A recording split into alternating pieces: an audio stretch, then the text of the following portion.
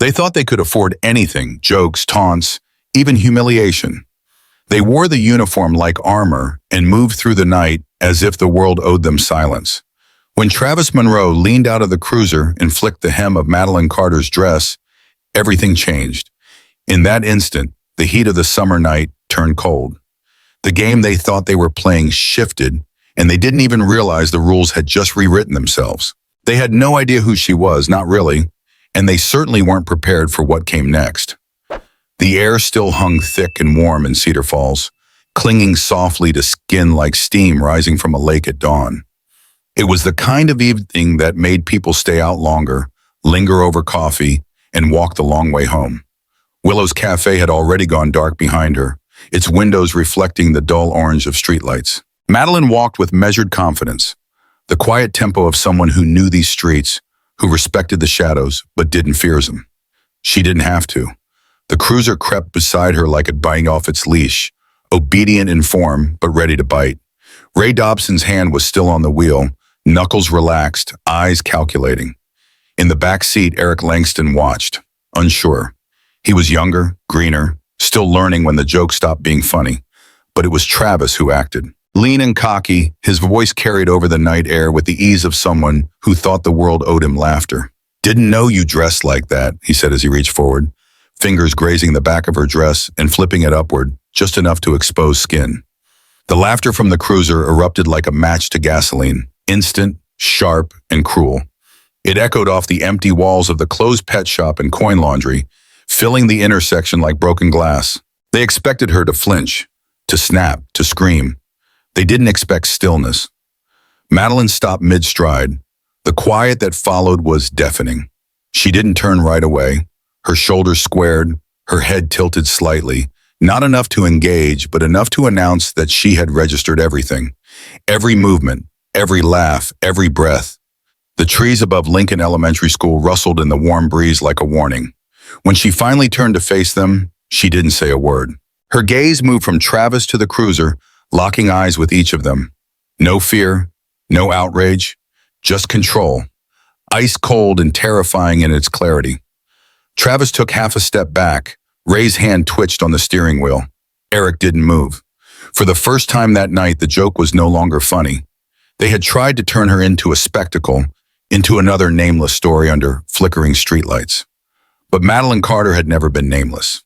And now they were about to learn what it meant to provoke someone who had nothing left to prove, but everything to protect. Madeline Carter didn't need to see their faces again to know what kind of men they were. The cruiser didn't pass her. It slowed, too much, too deliberately, and her instincts, honed through years in the ring and in life, told her everything she needed to know. Just a glance, no more than a flick of the eyes, confirmed it. Two in the front, one in the back, all of them smirking. Their mouths moved with quiet amusement, the kind that rarely stayed quiet. She didn't wait to engage. She crossed the street with a steady, measured pace, refusing to acknowledge them. Behind her, the cruiser crept forward like a shadow that had grown teeth. No sirens, no flashing lights, just presence, heavy and inescapable. Madeline adjusted her stride, not faster, not slower, just more controlled. She kept her breathing level, her body loose, but deep inside, behind her ribs, she could feel it. The shift. Not fear, readiness. Not panic, focus. Up ahead, the sidewalk narrowed around a construction site. Orange cones leaned awkwardly like forgotten chess pieces around a torn patch of curb. She would have to pass close to the edge of the street. The cruiser was still there, its headlights dimmed, engine murmuring so low it barely registered. She moved through the obstacle without hesitation. Just a woman walking home? Nothing to see here. But a burst of laughter cracked open the quiet behind her, too loud now to be dismissed. She didn't flinch. She didn't look back. But the laugh stuck to her skin like damp heat. A sound not meant to be funny, but to invade. Her stride remained steady. The street around her changed. Storefronts gave way to sagging fences and dimly lit porches. The lamps grew farther apart, shadows deeper. Still, the cruiser matched her step for step, tires whispering across gravel. She could hear them behind the tinted glass, feel their eyes crawling over her back. She knew this rhythm, the way power asserted itself when it believed it was safe from consequence. Late night, empty sidewalk. Three men in uniform. It was a scenario as old as silence itself. They weren't just watching her, they were measuring her, calculating in their own limited framework what they could get away with. And they thought the answer was everything. She passed the construction barrier and stepped into a faint pool of yellow light spilling from a dry cleaner's sign that hadn't shut off properly. For one brief second, her whole figure was illuminated. Broad shoulders, taut stance, her hair tied back in a tight knot. She looked like a fighter without even trying. That was when she heard it, the soft mechanical click of a window rolling down behind her. The voice that followed was lazy, laced with the kind of mockery that pretended to be casual. She didn't catch all the words, just the tone. She'd heard it before in locker rooms, on crowded subway platforms, in dive bars where people thought fame gave them permission. "You really walking around alone this late?" one said, loud enough now to cut the air. She turned her head just slightly, met their eyes for a second, then turned back. No fear, no smile, just distance. That's when it changed. Another voice, theatrical. "Wait a minute, ain't you that fighter chick? Used to choke people out?" Laughter erupted again. Someone clapped the dashboard. "Thought you were taller," another said. "Or meaner. Kinda normal now, huh?" They weren't looking for a conversation.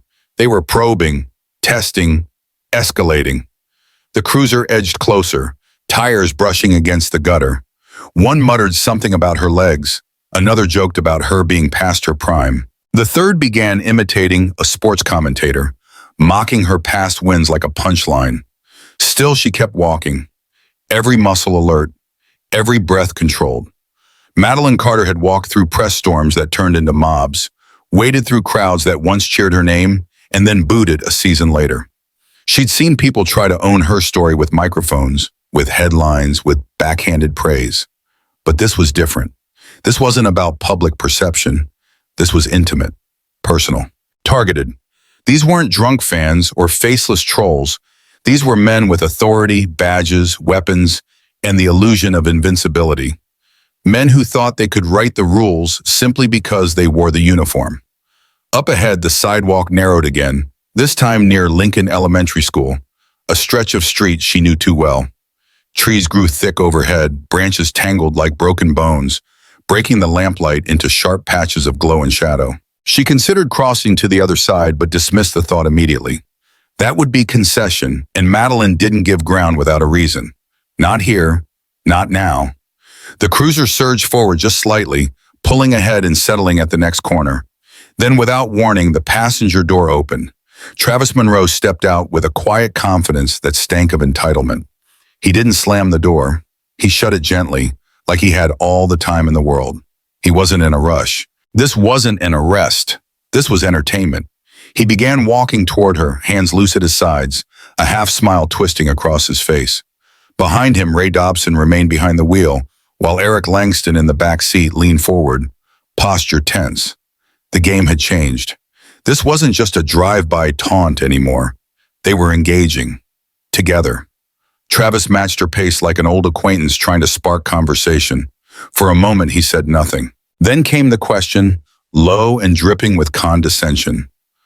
"What's it like," he murmured, "being famous and forgotten at the same time?" The words hung between them like smoke from a dying fire. She didn't answer. She didn't even glance his way. He clicked his tongue, still smiling, and waved his hand in front of her like he was sketching her path with arrogance. "Used to watch your fights. You were scary back then." He chuckled. "Now you just look like someone's tired older sister." Still, Madeline kept her eyes forward, her stride firm, but her body was alert. Every angle of his stance, the placement of his boots, the subtle twitch of his right hand.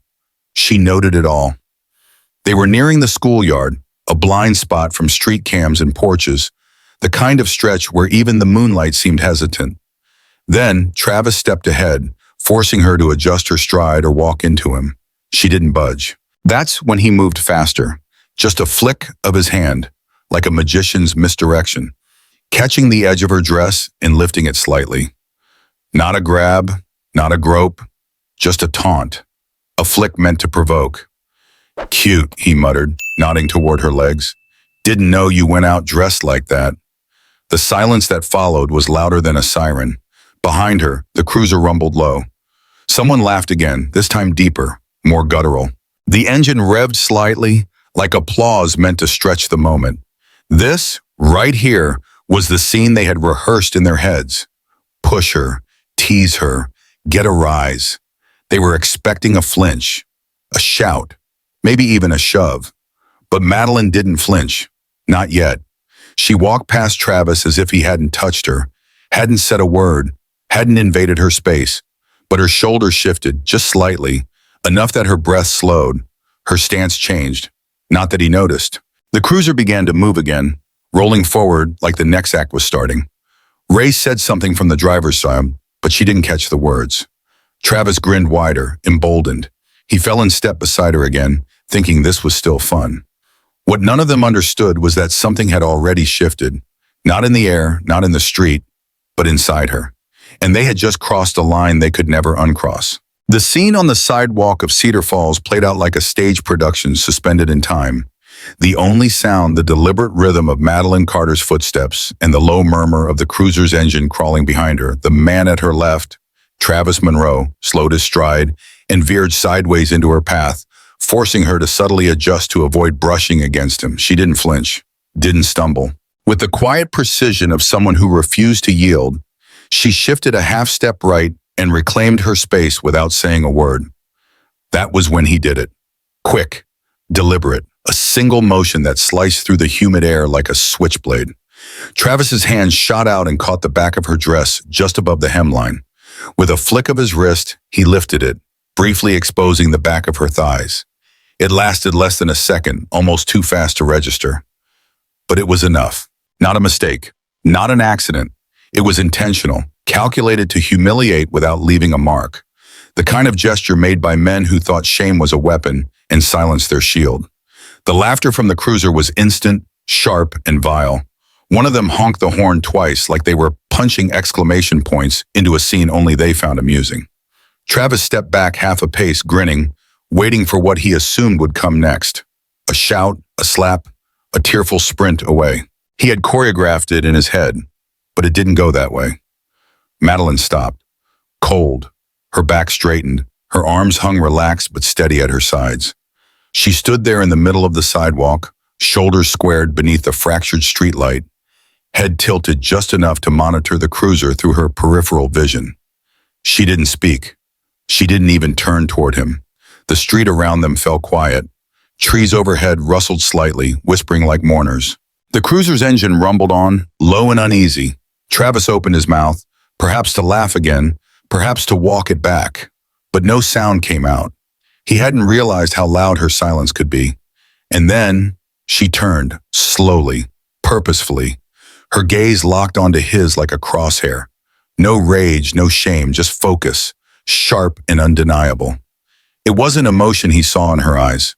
It was calculation, the kind born from years of training, from a life where timing meant survival. Travis's smug posture deflated, the false swagger leaking from his body like air from a slashed tire. He had wanted a reaction. He had gotten a reckoning. From the bar, Ray Dobson leaned out and muttered, "Keep walking." His voice was no longer amused, just tense, uncertain.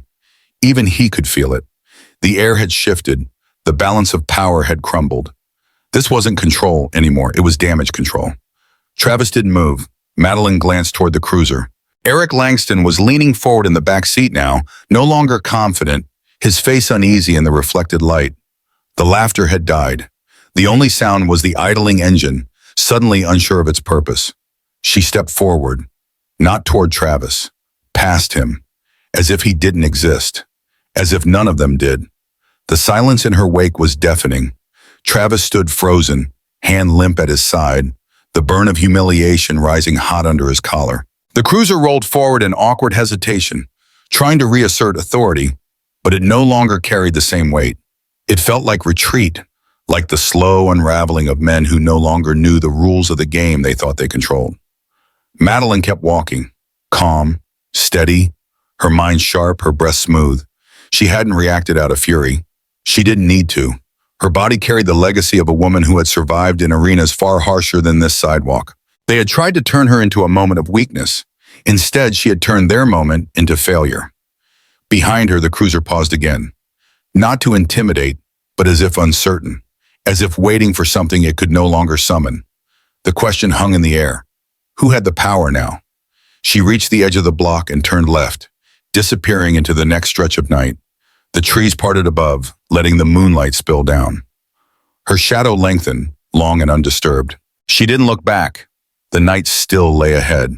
Her apartment was just minutes away, but she walked like she had already arrived, and behind her, something had shattered.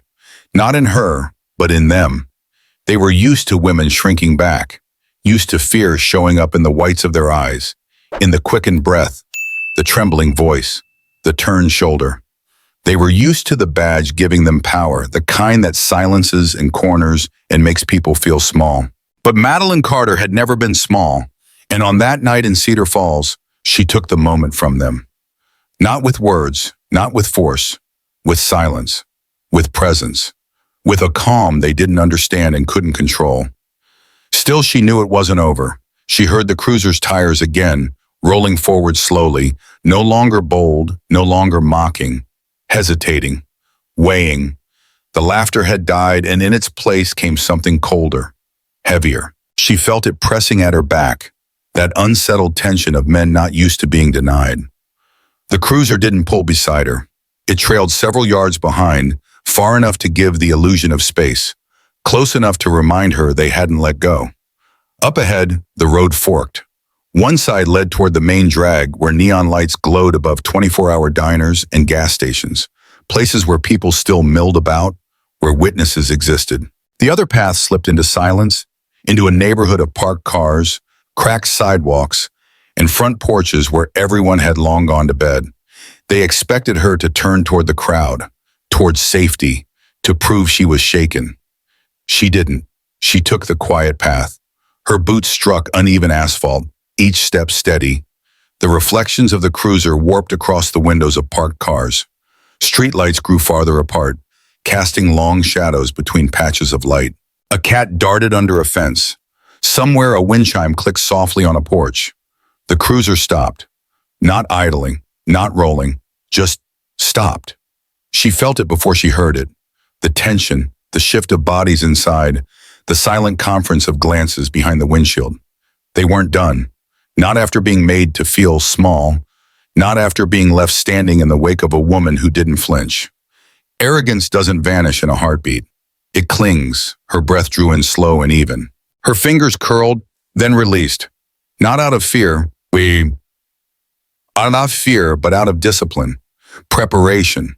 Then came the sound of footsteps. One pair, then another. Measured, casual. As if they weren't walking toward a confrontation, as if they weren't thinking about what came next. Funny thing, Travis Monroe said as he came into her periphery, voice lazy and stretched. You walk like you don't have a care in the world. She didn't stop walking. He followed a few feet behind. Ray Dobson joined him, the older one, no longer smirking. He hadn't laughed since she looked him in the eye. Now he measured her with every step. Some people, Travis added, would take that as disrespect.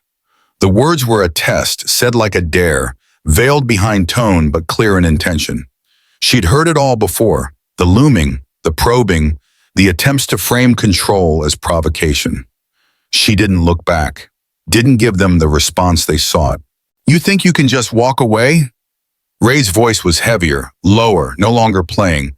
She inhaled through her nose, out through her mouth, calm and practiced, like before a fight. Then it happened.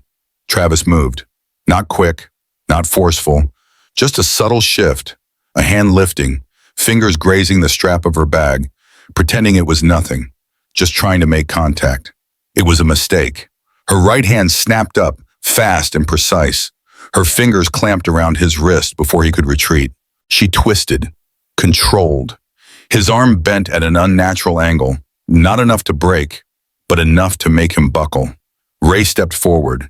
She pivoted, using Travis's own weight to shift her stance. Her elbows snapped outward, low and sharp, slamming into Ray's ribs where his vest didn't reach. It wasn't rage, it wasn't chaos. It was clean, tactical, and final. They didn't see it coming, and now they couldn't stop it, but familiar. The cruiser sat idling across from Willow's cafe, just out of place enough to feel deliberate. It wasn't the same officers. A different shift, different faces, but the posture was the same. Upright, alert, watching. Madeline Carter sipped her coffee slowly, her back straight, one elbow resting on the edge of the table like she was just another customer starting her day. But her eyes never left the window. The events of the previous night hadn't vanished with the sunrise. The city around her had awakened like it always did. Buses hissing at corners, joggers weaving past delivery vans, shopkeepers unlocking front doors. Cedar Falls, on the surface, was moving on. But for Madeline, the quiet weight of what had happened hung just beneath the rhythm of morning. In the hours after the confrontation, after her clean and calculated defense, she hadn't panicked. She had moved through her stairwell, through her apartment, like muscle memory. She had poured a glass of water, listened to the distant hum of laundry in the basement, stared out into the dark street knowing the cruiser was gone, but not gone for good. They had retreated, yes, but not because they understood, not because they felt remorse. They had retreated because they didn't know how to process the shift in power. She hadn't given them what they expected. No fear, no tears, no scene. That was the wound they wouldn't know how to close. She had taken something from them, authority, ownership of the moment, and men like that didn't forget. Not when they lost control. Not when silence turned against them. Now in the daylight, she knew they were still thinking, weighing, planning. The cruiser across the street might have been coincidence on paper, but her instincts told her better. These weren't men who let go easily. The game hadn't ended. It had just changed. She didn't look away, didn't hide. She finished her coffee, stood, and left a few bills on the table. As she stepped out onto the sidewalk, sunlight bounced off the cafe windows and bathed the street in a sharp white glare. Her eyes adjusted quickly. The cruiser didn't move. She didn't acknowledge it, didn't give it weight. But every step she took past it was deliberate, a message written in silence. They wanted to see what she would do. She did nothing and everything. She walked. As she rounded the corner and disappeared from their line of sight, she knew what they were doing. They were watching. They were waiting. And they were nervous, because whatever happened next, they wouldn't be in control. Stop tapping his foot when he finally spoke. It was quiet, and ChatGPT said, measured, the voice of a man who knew a line had been crossed, but wasn't yet sure how far the fallout would reach. I heard something happen during your patrol. Silence. The three officers, Travis Monroe, Ray Dobson, and Eric Langston, sat motionless for a beat too long. The air inside the precinct's cramped office was thick with heat and suspicion. Langston, the youngest, stared at his boots. Dobson's arms were folded tightly, too tightly. Monroe's leg bounced under the desk like a pendulum, the foot tapping a steady confession he didn't yet realize he was making. Vickers didn't raise his voice. He didn't need to. I want to know exactly what went on, before this becomes something I hear about from internal affairs. Still, none of them spoke. What none of the three realized was that the gears had already been set in motion. The silence of the morning had not gone unnoticed. In a department like Cedar Falls PD, where shifts blended into each other and everyone knew everyone else's business, changes in tone and body language were more revealing than reports. Marissa Sanchez from admin had seen the trio walk in that morning and knew immediately something wasn't right. She had seen it too many times, the silence of men who weren't scared of being caught, but were terrified of being exposed. It wasn't guilt that had them rattled. It was ego. Ego wounded by something they couldn't explain away with a joke or a wink. Ego bruised by a woman who hadn't responded the way they wanted. And now the whispers were starting. That same morning, a junior investigator named Aiden Clark, over an internal review, had flagged a message that came in through the department's anonymous feedback portal. Watch Patrol Unit 42C. Something happened last night. No threats, no drama, just certainty. Clark cross-referenced the GPS logs. No reports had been filed. No citations, no stops. Nothing at all between 10:40 p.m. and 12:45 a.m. But the cruiser had moved, tracked through the west side of Cedar Falls, right past Lincoln Elementary School, Around the same time, a neighbor's Ring camera picked up a faint audio clip of yelling and a horn honking twice. He marked it for review. Meanwhile, in the parking lot, Marissa Sanchez watched Travis Monroe pace between the cars, phone pressed to his ear. She couldn't hear all of it, just fragments. She grabbed me. No, not like that. I don't know what she's going to do. She didn't step in. She didn't report him yet, but she made a note, and like a lit match dropped in dry brush, it started to spread. A tech in IT noticed a missing block of body cam footage, wiped clean, improperly logged. Someone in dispatch overheard a tense radio call that trailed off halfway through. Two patrolmen on the morning shift swapped a quiet rumor. Heard someone messed with that woman. The fighter from TV. She put one of them on the ground. By mid-morning, the pressure inside the department was rising. Captain Vickers stared across his desk at the three officers, sensing the unraveling. He didn't know all the details, not yet, but he didn't need them. The truth was already seeping through the cracks. What Madeline Carter had done wasn't just defend herself, she'd broken their silence. Tom Delaney sat in the still, windowless room, the fluorescent lights humming faintly overhead. He didn't look like a man trying to save himself. He looked like someone who had been carrying a weight that didn't belong to him and had finally decided to set it down.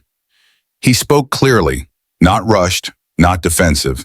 He described the entire encounter in Cedar Falls, the laughter in the cruiser, the slow crawl behind Madeline Carter, the inappropriate comments, and then the moment Travis Monroe reached out and lifted her dress.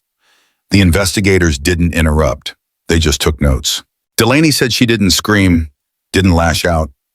She didn't even flinch, he told them. She just looked at us, and that was enough. He told them about the way she moved afterward, controlled, deliberate. He described her silence not as submission, but as command. It was the moment, he said, when the power flipped, when he realized they weren't in control anymore.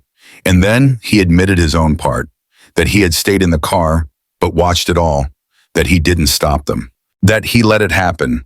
The investigators asked him if he felt threatened. He shook his head. No, we weren't the ones in danger. We were the danger. It was the first time anyone in the room had heard an officer say something like that without being forced. The effect was immediate. By the end of the day, Delaney's full statement had been transcribed and reviewed. Internal Affairs submitted a recommendation to expand the investigation beyond just the incident. Now they were asking for digital logs, cruiser footage, and body cam archives from previous patrols involving the same officers. An independent oversight board requested to be included. A city council member caught wind and began asking questions in the press. Inside the precinct, a chill settled. The usual rhythm of camaraderie among officers had shifted. Hallway conversations shortened. Jokes were replaced with whispers. Some officers quietly deleted old texts. Others stayed away from Monroe and Dobson entirely. The culture of silence, one that had festered for years behind closed doors, was cracking, not just from the outside, but from within. And still, Madeline said nothing. She received the voicemail from the lead investigator at Internal Affairs and listened to it twice before deleting it. She wasn't afraid. She wasn't angry. She just understood. Her silence had already said enough. The system didn't need her to prove what had happened. It was doing that all on its own. This wasn't about vindication or victory. It was about a shift, small but powerful. The officers weren't just facing scrutiny. They were being seen in a way they had never expected, as men who crossed a line and couldn't hide behind the badge. And Madeline Carter? She continued walking through her city like she always had, silent, steady, and unshaken.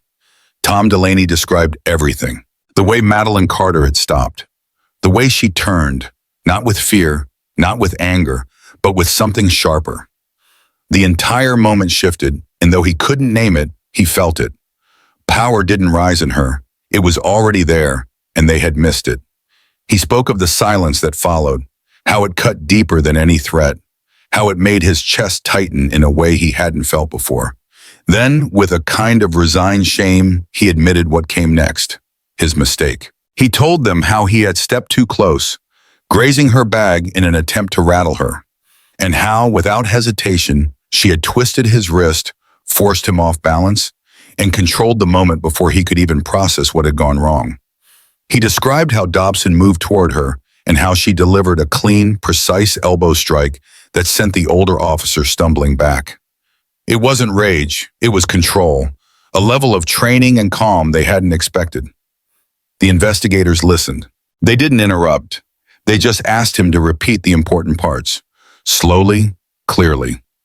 When the interview ended, Delaney didn't leave right away. He sat for a long moment, staring at the tabletop. Then just before he stood, he said softly, "I don't think she was scared of us." One of the investigators, a woman from Internal Review, looked up from her notes. "Do you think she should have been?" Delaney hesitated, then shook his head. "I think we were." That single sentence hit harder than anything else. It wasn't a report anymore. It was a confession, and it opened the door for something much bigger. Monroe and Dobson refused to speak. Their union reps advised silence. Their attorneys agreed, but it was too late. Delaney's statement was recorded, transcribed, and circulated through official channels. It wasn't just about a woman being harassed.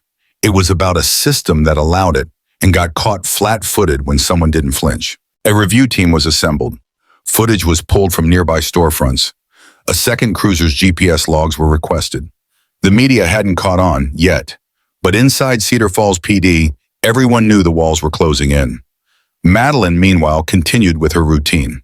She walked the same streets, trained in the same gym, and drank her mint tea at Willow's Cafe.